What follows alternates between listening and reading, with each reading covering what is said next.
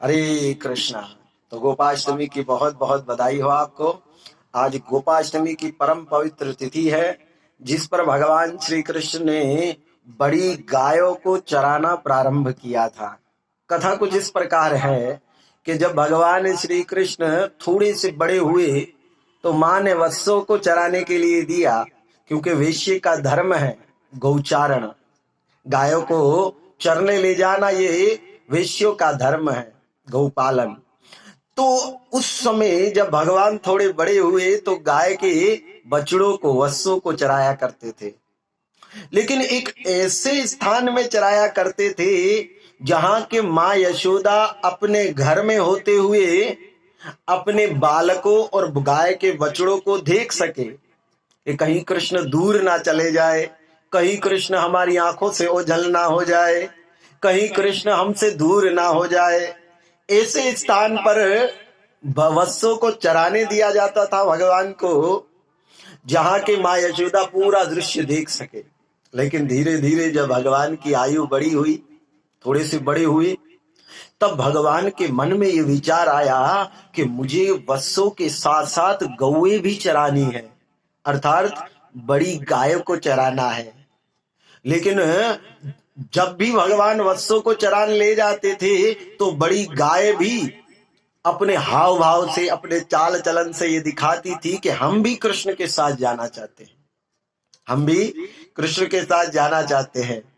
लेकिन भगवान अभी थोड़े छोटे थे, लेकिन माँ यशोदा ने देखा कि अभी भगवान को जब भी नहलाए, यमुना में नहलाने के लिए लेकर जाते हैं, तो पहले तो कृष्ण निर्वस्त्र होकर नहा लेते थे, लेकिन अब भगवान नहाते नहीं है, क्योंकि थोड़े बड़े हो गए ना, तो अब संकोच होने लगा।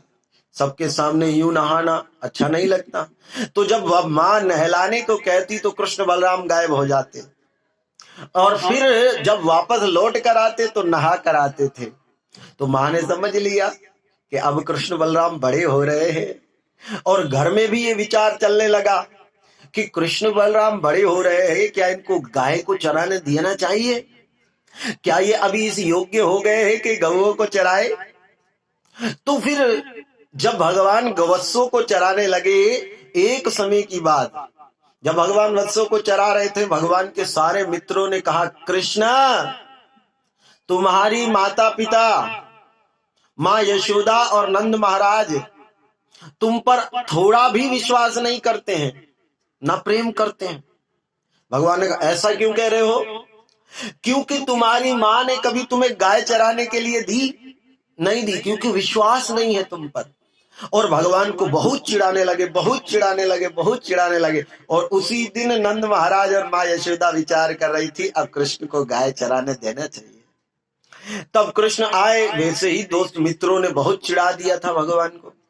तो भगवान वैसे ही चिंतित थे, रोज आते थे, माँ आरती उतारती थी, घर में नहलाती धुलाती और फिर भोजन कराती थी। आज कृष्ण भगवान आए और रुष्ट होकर सीधे कमरे में गए और वहां पर उल्टा मुंह करके लेट गए। अब आप देखिए, शिशु जब दुखी होते हैं तो उल्टा मुंह करके लेट जाते हैं। तो माँ ने देखा कि कृष्ण थोड़ा सा उदास है। माँ ने बहुत समझाया, थोड़ा खिलाया पिलाया, भगवान संतुष्ट हुए, लेकिन फिर भगवान उसी तरह उदास होकर रहने लगे। माँ ने विचार किया कि कृष्ण को गाय चरानी है, और गाय भी चाहती है कि हम कृष्ण के साथ जाएंगी, क्योंकि गायों का भी भगवान के प्रति आकर्षण। तब सुबह सवेरे हुई तो भगवान बंसी बजा के अपने ग्वाल बालों को जगाया करते थे, ये भगवान का अलार्म था। तो भगवान उठाए, आज उस दिन नहीं उठे। माँ ने बहुत उठाने का प्रयास किया, नहीं उठे। उसी समय माँ ने कहा, अरे कन्हैया, आज तुम्हें बड़ी गाय को चराने जाना है। तब भगवान तुरंत उठे। क्या कहा माँ? हाँ, सत्य कह रही हूँ, आज से तुम वत्सचारण नहीं गौचारण करोगे। ब्राह्मणों को बुलाया, और इसी कार्तिक महीने की शुक्ल पक्ष की अष्टमी के तिथि के दिन सारे ब्राह्मण एकत्रित हुए, वेदों का मंत्र पढ़ाए गए, मंत्र शुरू हो गए, और इधर भगवान सारे गौओं को सुंदर वस्त्रों से, आभूषणों से, अलंकारों से सजा धजा कर उनकी पूजा करने लगे। और इसी कारण जब भगवान ने आज गौचारण किया है, इसी कारण इस